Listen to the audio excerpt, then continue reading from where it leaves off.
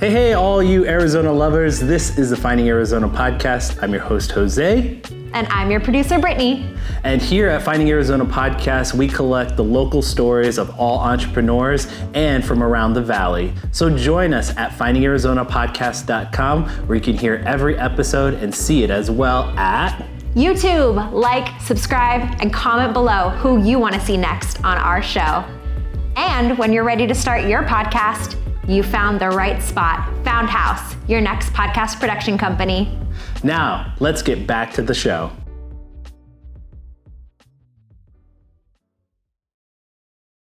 Score big with SeatGeek. Whether it's concerts, sports, or live events, SeatGeek has you covered. Use code FindingArizona to get a fantastic $20 discount on your SeatGeek tickets. Catch your favorite live events hassle-free with extra savings. Visit SeatGeek.com and make every experience unforgettable.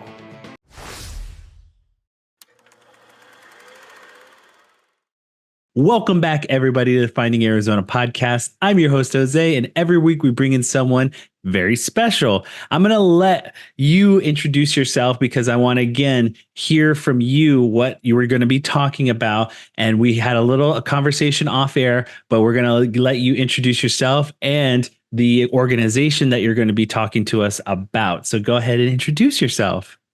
Hello, everyone. My name is Gyda, and I am the president of Safe Streets of Arizona. Our mission is basically not only to feed the homeless, but to get them off the streets, to teach them real life skills, to get them jobs. And Gyda and her big goals, she gets pretty crazy when, because there's and that Jose, you saw me pitch you and I pitched my life to you and my life story. And the reason why I'm very passionate about this, I came from the Philippines. I came from nothing.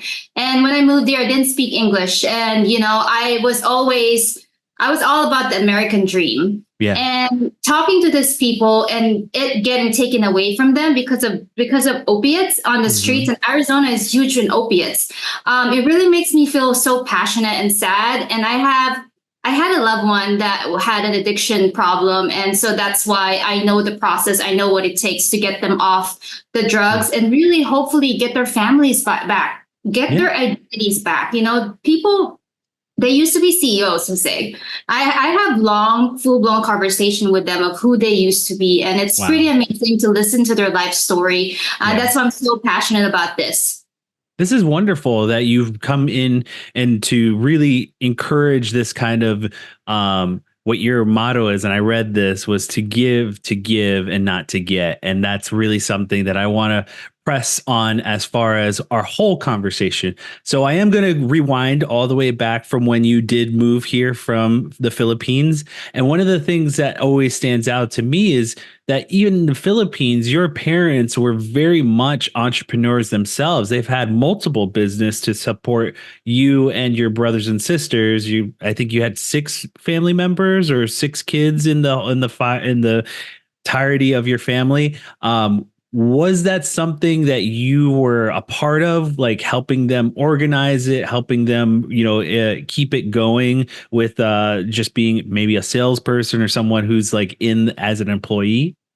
Yeah, that's a great question. My mom actually trained me young. Nice. She used to have a little cafeteria that she would bring me over and she would have me as I remember I was 5 years old and I would serve people food. And I remember getting in trouble because we were so poor. My mom was like, you're over serving all the time, don't over serve because we need the money. So she just basically rotated us kids. I have 3 other siblings, so there's 4 of us total. And we would just rotate from helping my dad at his hair shop to helping my mom at her cafeteria. At one point, she had a jewelry store, so I would help her fix jewelries and everything. So I've learned a lot as a child, and that's why that kind of my business side of things really started as a kid. I remember starting my first business at 2, at 2 years old. So being an immigrant, you really learn how to grind and work hard, especially coming from nothing. Yeah, and that's something that I really do understand and appreciate. I grew up on a Native American reservation, and just having a little to nothing at to help us like with entertainment or anything like that. It's just like it's very encouraging to meet someone like you where it's like again, it's that status that is developed over time and someone who has those kind of fundamental ideals of like what the American dream is and what it should be. And so that is something that I'm very encouraged to help myself and my own family because I'm a second generation away from that kind of poverty and showing my son what you are capable of doing if you put your mind and your heart into something, what you can achieve. And so that is something that I hopefully will be able to pass down to him and just also kind of show where we come from as a family and help him understand perspective and show that you are someone who comes from this background and you should take note of that and help yourself to better not only yourself and where you come from, but also better bring aspect and whatever that may be and some perspective to the people that are surrounding you and help raise you and things like that. So I do feel like we are similar in that aspect of where we want to go with our goals and how we achieve things. And so can you give us a little bit of that in between time? Because you were a little bit older, you were a teenager, you're learning English, you knew a little bit, and you're now in the works of being in America and what that status is as an immigrant and how you go into the business world and working in an American, United States and what that entails and how you grinded through that.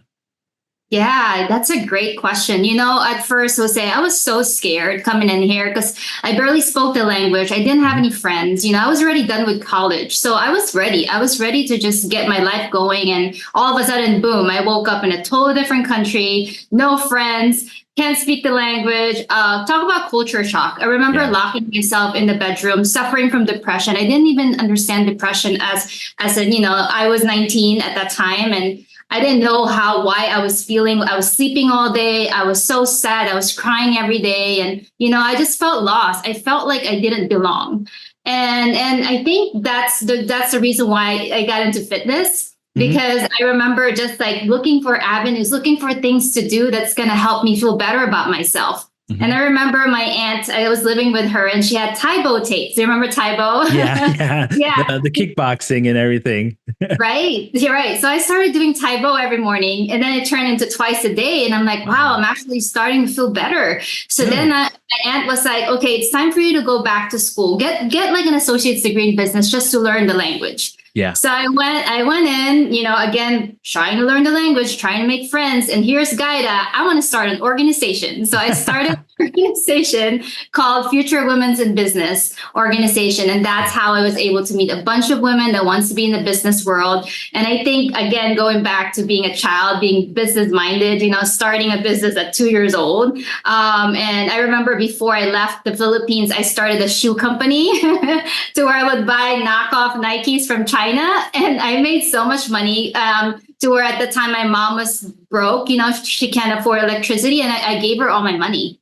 Wow. And she was surprised how I was able to figure it out. I said, Mom, that's just how my brain works. And coming to the US, having to survive, having to keep grinding, until I had the opportunity to break into medical device. Yes. And that changed my life forever. Yes. To where even at times that, I went through divorce, I was married for 14 years, and everything I felt like was taken away from me. I always figure out a way to grind and fight and come back. Yes. And I think this year is the first big comeback for me, starting a soon to be nonprofit, because my goal this year is to really figuring out how to give back to the community, because I've been so blessed. My whole life I've been so blessed, starting from nothing to now being, at the top of my career with my dream job, started another company. I mean, you just name it, running 3 businesses. Well, it's wonderful. I think it says a lot about your perseverance, again, where your status of like this up and down kind of motion of life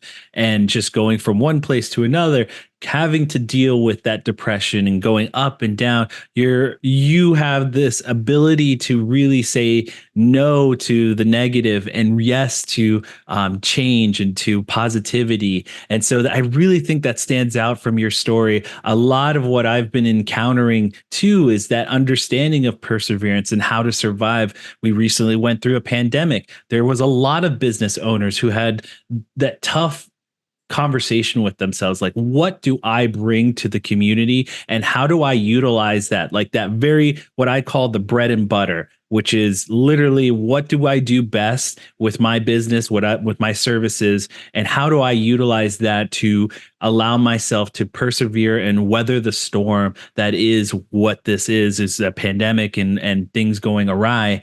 So from that, I just say, it takes a lot. There are certain people who have that perseverance, or who have that understanding of life and what it takes to survive. And so you're one of them, and you've managed to make it into a positive story. And I hope that you will consider this my person of who I think you are. And it's just like, I think you should write a book about a lot of these stories. I think it's really great to hear it in person, but I think it would be even great to have it collected into a place of permanence and allow others to read it and then be inspired by it. So I hope that you'll take this as just a wonderful suggestion. But I do want to talk about the business that we're here are Safe Streets, and how you came upon, or just like, how did you start this, and how did it become a part of your life? Because you did bring up having a family member who had struggled with these certain narcotics.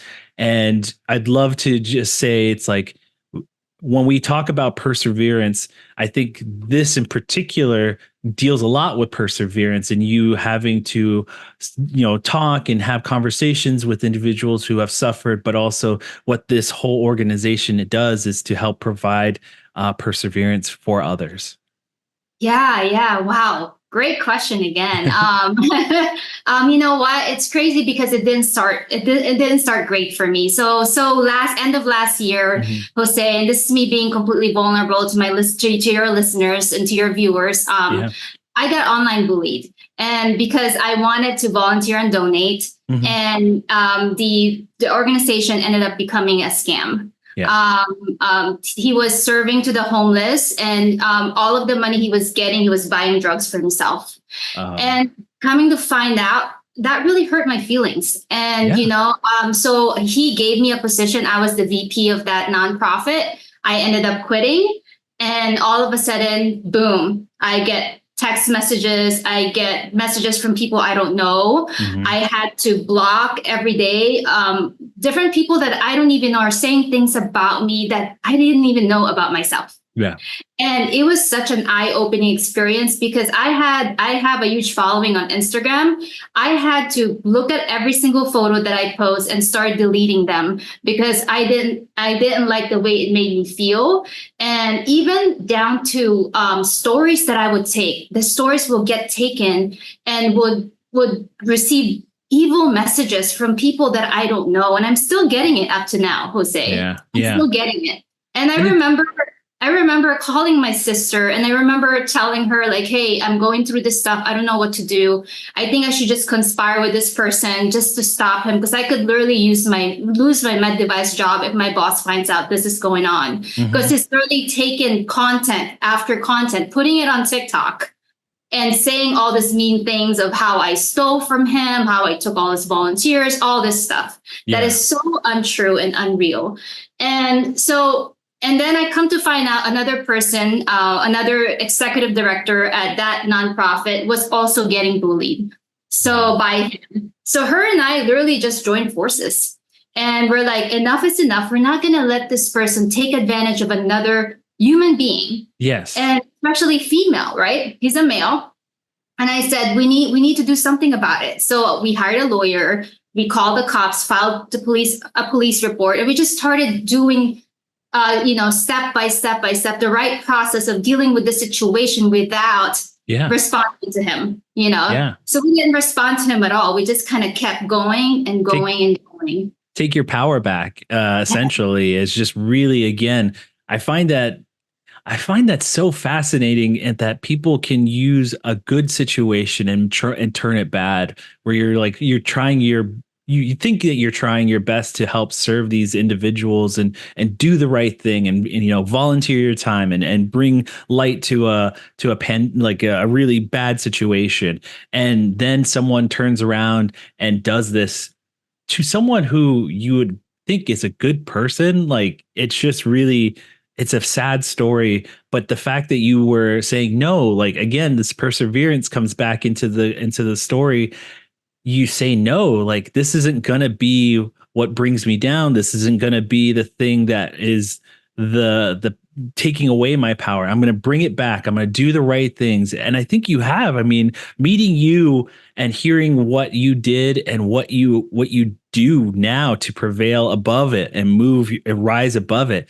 I mean, it's so beautiful. And I think that's what makes this particular story so relatable. Is, again, we all have that online bully, someone who likes to make comments and bring us down. I think we've all dealt with that nowadays, and especially the internet being what it is to hide behind a screen like that. It's a sad truth of what it does, but it's also something that you can do is what you did, which is take the power and make it so that you can share. Look, this is what we're doing to make things better. This is the things that we're going to try and make things more valuable to what we're involving ourselves with, and sharing those stories like that. So you brought up your team and the other girl. Is it the fact? I would love to hear more about the team that helps you work over here at Safe Streets.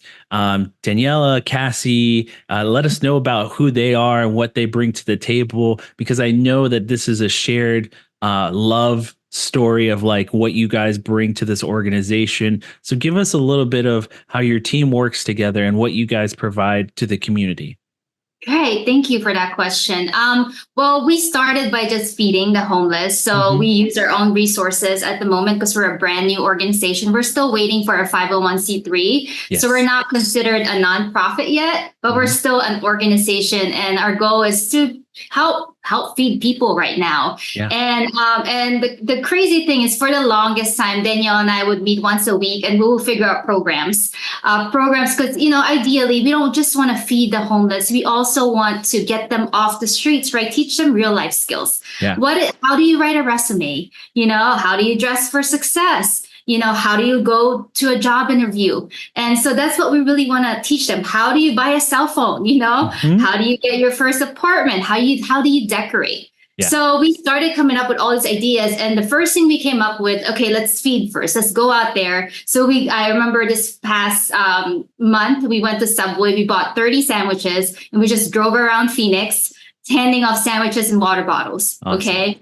And then I told her, okay, next, what do we do? She goes like, well, I've been getting a lot of emails from women that are very depressed and they don't know what to do. So let's put together holistic bags for them and let's go to a coffee shop. So I partnered with local coffee shops in Phoenix, Arizona. And we would just sit there for 3 hours, wait for somebody to come in and talk to us about their problems. Because I don't know about you, Jose. Remember when we were younger, we will meet at a coffee shop. And, back then, we were young. So we can't really go to bars. Well, we can, but we prefer not to, right? Yeah. I remember meeting my friends at midnight at coffee shops, just like dumping my emotions. Yeah. And they just sitting there and listen to me. And I remember it making me feel good because not everybody has the resource to handle mental health. Yes. And that's huge.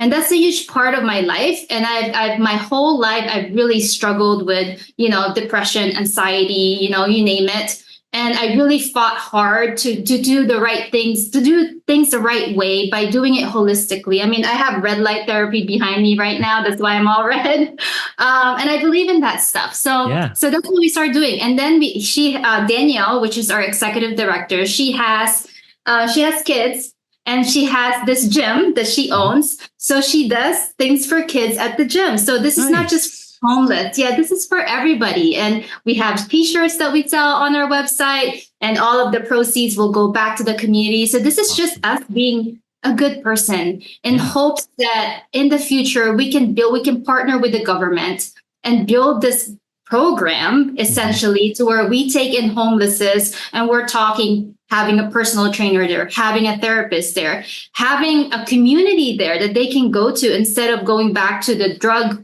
old ways of doing things and going back to drugs to deal with stress. And I want to create that. It's going to be a 4-year program, and then they get to graduate, kind of like college. Yeah. And then when they graduate, we release them to the real world, and they get to go get their jobs on their own, right? But initially, we'll partner with other companies to where if they partner with us, they get a write-off or something like that. So that's just like big goals, but we're still putting it together. And, it's still, again, with the online bullying thing, there's still a lot of things going on that's basically kind of like pushing me to the wall. And here's Gyda, just keep trying every day. I mean, just to be perfectly vulnerable with you, I had a mental breakdown a couple of weeks ago to where I ended up in the hospital. Oh, wow. And because of all the serving, I can't tell you how many times I get served by cops for harassment, which I don't understand why, because I'm not even doing anything, so it's just silly stuff. But again, what this person doesn't realize is that, a lot of times, if you bully an unhealthy person that doesn't understand how to deal with stress, it could lead to suicide. Yes, and absolutely. That's the scary part. Yeah. There's definitely, I find this so like in this area where we talk about wanting to help the community.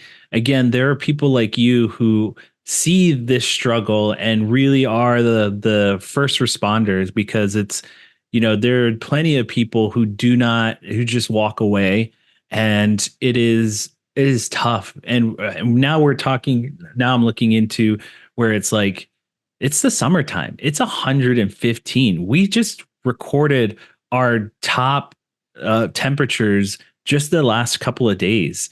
And you look at the homeless, you look at people who don't have places to go and beat the heat, and then also just like suffer in that manner. It's just crazy to me that like it's gotten to this point of like it's us versus them, and those who are the first responders, like those who care enough to want to help, that they suffer too, because they're being persecuted for wanting to help, and they're just being looked at this different light, where it's, I believe that, again, being the person that you are, where you were, basically, like we've talked about this, the Philippines and being in a third world country has seen that kind of, devastating life of like, there's people out there who have literally nothing and are just barely being able to feed and give themselves water. It's like, you have that love and you have that passion. I think we should all admire it, encourage it, and be able to share our own kind of wealth that we can, as much as we can. Some people have little, some people have more. And it's being able to say to yourself, okay, this is what I can give back, whether it's time, money, effort, whatever it may be. They should be, it should be that like that in the world, but it's just like different sometimes. And I feel sad about it, because I don't want there to be a time where my son looks at me, my own child looks at me and said, what did you do, Dad? Like, what did you bring to the table? And I hope that he looks at me in a different manner of like, oh, my dad did this and my dad did that. My family did this. And that is something that I hope to bring to light as far as what we do on our end. But again, you have this beautiful light about yourself. And I think that the least that I can do is hear you out and share your story on this platform and be able to share this wonderful organization that you guys are trying to build and create here. Has there been a time for you, I guess, because you had already brought it up, in that struggle, in that moment where you had to be, you put yourself in a care facility, what brought to you that level of balance of like, okay, I'm here, but I can still now persevere even more and bring myself back to keep wanting to help? Yeah, that's great. You know what's funny about life is that everything happens for a reason. And I remember my family got really worried about me because I was just crying, and I would do these lives, and I will come on to my lives crying. Yeah. So they literally did an intervention, and they came over my house, and they're like, Gyda, we're going to take you to a hospital. You need help. This is not healthy for you anymore. Yeah. So we went to the hospital. They took away my phones. I couldn't do social media for a week. That was really hard for me. And then they took away access. And what created that, what that created actually is I get to meet a bunch of homeless people that are in this care facility. And I started asking them about their stories. Hey, what's your story? Where did you came from? Do you have a place to stay? How can I help you? And I started talking about Safe Streets of Arizona. And it's just like, and then I started asking questions about, tell me about your program. How do you help people get off drugs? Because a lot of them are addicted to opiates or addicted to other drugs. What do you guys do? Is there a therapy on board? Do you have a psychiatrist that I can talk to? So I just started interviewing all these people. And I was just thinking about it. I mean, it really is a kind of a beautiful way of saying, you went back to the roots of like, you're on the ground level. Like, what brought you from the Philippines is just like seeing it on a daily basis and being able to understand that, and then you go back up and you're like in this kind of ivory tower, I like to say, because you're being able to tell the stories, being able to help other people but it's like, again, going back down to that struggle of like, look at everyone around you, surround yourself with it. It really does, take away the social media, and it's just basic one-to-one conversations, help hearing the stories firsthand and inspiring yourself to want to do better and want to do more. I think that is where it comes from on a rudimentary thing where it's like, you have to hear it firsthand. And that's why I believe what we do, as far as you have your own podcast for Safe Streets, I feel like everyone should go check it out and hear those stories. Again, what I do is collect these stories and help my listeners understand what these different entrepreneurs are doing on a day-to-day, week-to-week basis, so that they can help themselves understand what's going on, but also, if they feel like it, want to reach out and feel encouraged to want to do business, do service, do whatever it is that the person that is talking, does. So thank you again for sharing all of this stuff. I think that it's wonderful. I would like to just maybe highlight a little bit more of the Safe Streets and maybe what your goals are, what are a couple of things that you guys are looking for the future, so that our listeners maybe be able to help you and help the team out a little bit more. Yeah, we could use more volunteers. I mean, I do ideally right now, like what you said, it's really hot outside. So I haven't done the volunteer with Gyda Day, but when I did it, we had 30 volunteers. We were driving around Arizona. We took separate cars, giving out lasagnas. That was such a blast. Awesome. Being able to do that. And you know what? It could be as simple as going out there, freezing water bottles at night, taking it and giving it to 3 homeless a day. You guys don't even have to be a part of my organization to help out. You can do it yourself. Yeah. Yes, do it yourself. Pay it forward. Buy coffee for someone behind you at Starbucks. It doesn't have to be a homeless person. Just be a good person. Tag me. I would love to repost that on my social media. We have a social media page under SFE Streets AZ. We have a website. If you guys want to vet us and check out our websites, it's www.sfestreetsaz.org. Or if you just want to chat with us, ask questions, we have an email address, teams@sfestreetsaz.com. We have all these resources for you guys. And again, just doing good to the community, hashtag SFE Streets. I'm happy to repost it on my personal platform as well as our IG platform as well. So yeah, as simple as that, you guys, that's all I ask. 3 water bottles a day, okay? I was in Chicago last week for work training. I saw a homeless person, came up to him. I'm like, hey, are you hungry? And he goes, yes. I'm like, what can there's Chipotle across the street. I'll get you something. What would you like? And he goes, I want chicken tacos. Great. Do you want a soda? He goes, yes, I would like a Sprite. So I went there, got him some stuff. And I remember walking to the park afterwards and coming back. He was just chilling. He had a big smile on his face. That's I awesome. can the whole thing. So as simple as that, you know, it doesn't have to be anything big, will help us out a lot, because the more of us that does this every day, we're creating a movement. Yeah. Right. And that's my goal. And that's my goal and my challenge to everyone. 3 water bottles a day. We live in Arizona. It's hot. Like what you said, it's 115 degrees. This is no joke. Okay. I would drive. I live by Mayo and Scottsdale Road. There's a man named David.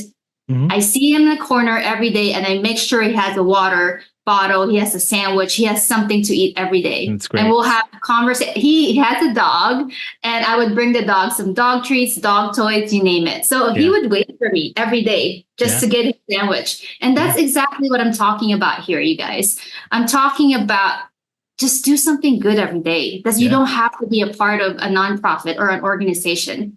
You can do your part on your own. And I think that's something that, again, we go back to your own motto, give to give and not to get. And I think that's beautiful because, again, you can do it on your own. You can make things happen by yourself and share those moments like you do with your friend there. And it's just something so beautiful that I want more people to have those stories, because I feel like I collect these stories and I'm like this librarian that holds all of these wonderful stories.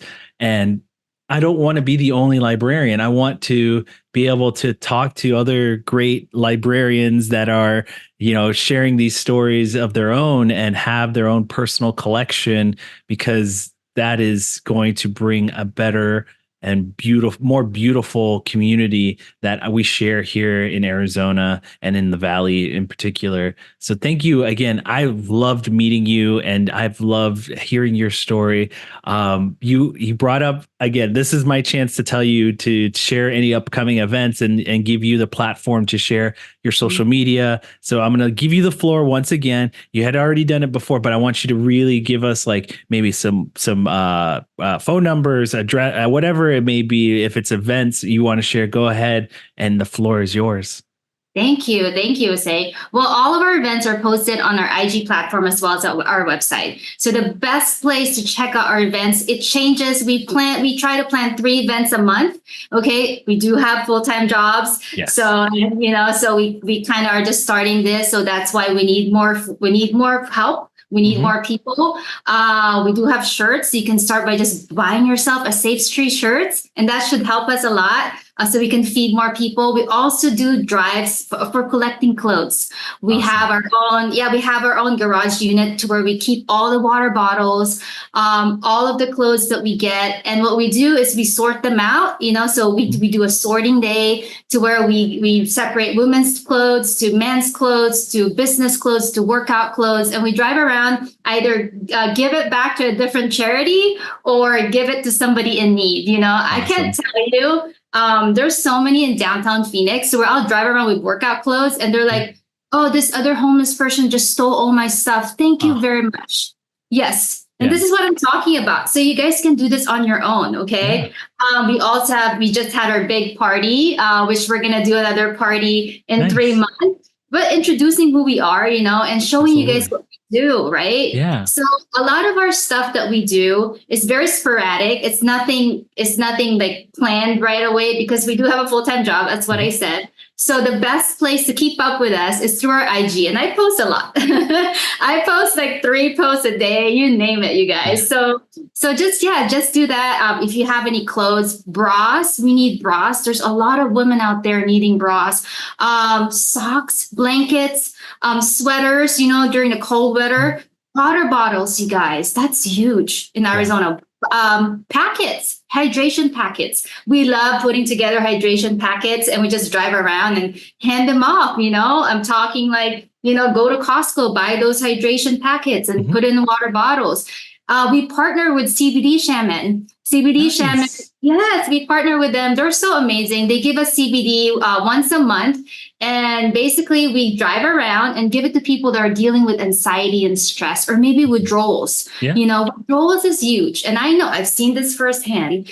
So if you guys are companies, organizations that just want to give us school supplies, clothes, we'll take everything. Yes. And we're not just going to give it to homeless. We're also going to give it to those in need. We're talking if somebody just needs a meal, can't afford a Thanksgiving dinner, we'll take it and we'll drop them off. And we'll make sure you're recognized. I will shout you out on my website, shout you out all over my social media platform. Or maybe you want to be a silent giver. That's okay too. That's being a good person. I do that a lot. Yes. I drive around without talking about it every day, giving out water bottles, because this is not about showing off. Yes. Okay. It has nothing to do with look at Gyda, she's being a good person. No. A lot of times it actually makes people uncomfortable when I show what I do every day. And if you guys just follow my life every day, I'm the crazy person that pulls over a bus stop and hands out sandwiches and water bottles. That's me. So I apologize. Don't honk at me. But just be a good person, Yeah, just be a good person. Absolutely. Yeah. Gyda, I hope that you are I hope that you're not discouraged again to feel like you need to, put yourself in these vulnerable positions of like dealing with the hate all the time. What I hope that you will take away is that there are people who know that you are a good person through and through, that what you do is benefiting and building a wonderful community that is around you, that you participate in, as well as being the person who's just trying to share light of something that is so negative and so distraught about where you live and where you are living at, that people are encouraged to want to make a difference and do the same kind of help. It's tough sometimes because you are, dealing with that because people look at it and you're like, what you're really trying to do is share light and show off what is happening around the world that people are so often driving past and trying not to look at it directly. That can be discouraging and be, people wanted to say something to you because you are trying to say, here, look at this, look what's going on. What I hope that comes away and that you'll take away just from my conversation with you is that I see you, I believe in you, and I'm encouraged by you, and that there's at least one person who is giving you all the applause, all of the encouragement, and telling you to keep going so that you can have something that you can go to sleep at night and know that someone is behind you, at least one person. And I know there are more, but I just want you to have that and take away that social media will be social media, but the real life people that you talk to, the real life people that are looking you directly in the face and saying, you're a really wonderful person. So take that away today. And before we go, I do have a little bit of my outro, and you can hear our episodes at findingarizonapodcast.com. You can stay connected with us through our social media. Everything's under Finding Arizona Podcast. And last but not least, we have a Gmail. You can send us direct lines. Tell us who you want in next, like the wonderful Safe Streets AZ, and also any other organization that you want to highlight.